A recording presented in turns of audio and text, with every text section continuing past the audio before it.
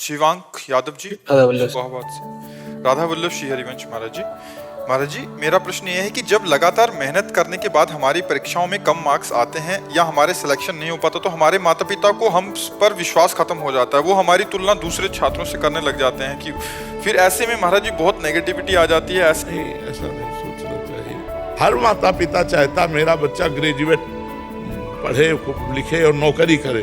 उनकी आशा पर आप ऐसा ना बोलिए। अगर वो मेहनत करके पैसा लगाते तो आशा रखते कि मेरा बच्चा पास हो, मेरा बच्चा अच्छी की नौकरी में जाए, तो उनको दोस्त मतलब मत दीजिए। अगर वो कह रहे हैं तो हाथ जोड़ करके हमें यही मानना है कि बिल्कुल बिल्कुल सही बात है, मुझे उसके जैसा पढ़ना चाहिए, मुझे उसके जैसा, पर मैं प्रयास कर रहा हूँ, नहीं बन पा रहा हूँ, मेरा भाग्य है। माता पिता को कोसना नहीं चाहिए, क्योंकि बच्चा, हर माता पिता, उसकी जगह हम हो तो हम भी तो तुमसे ही प्रश्न करेंगे कि यार कैसे कैसे करके हम पैसा लाते हैं, तुमको देते हैं, पढ़ाते हैं, देखो तुम्हारा बगल वाला पास हो गया, तुम फेल हो गए, जरूर जरूर तुम प्रमाद करते हो। आप कहेगा कि नहीं माता पिता, तो उसको बुरा नहीं मानना चाहिए। हमारा प्रयास जरूर शिथिल है।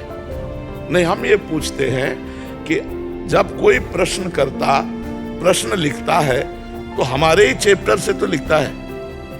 अगर हम 12वीं क्लास में हैं तो 13वीं वाला तो प्रश्न होगा नहीं, होगा तो 12वीं वाला ही ना। तो हमने अपने चैप्टर को क्यों नहीं कंठस्थ किया, क्यों नहीं उसको अपने माइंड में रखा?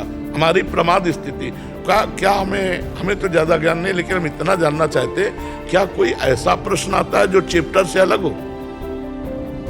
फिर मतलब फिर कमी हमारी हुई कि नहीं हुई?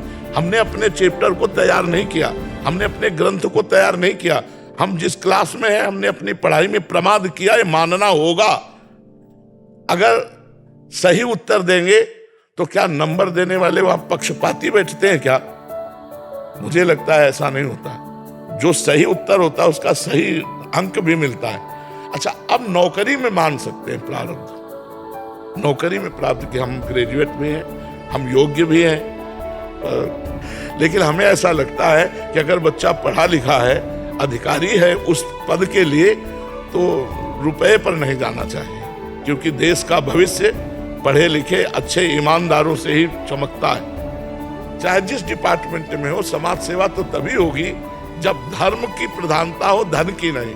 और धन दे के जाएगा तो धर्म की प्रधानता नहीं रहेगी। चाहे जो बनेगा पहले वो अपना जितना लगाया उतना निकालने की कोशिश करेगा।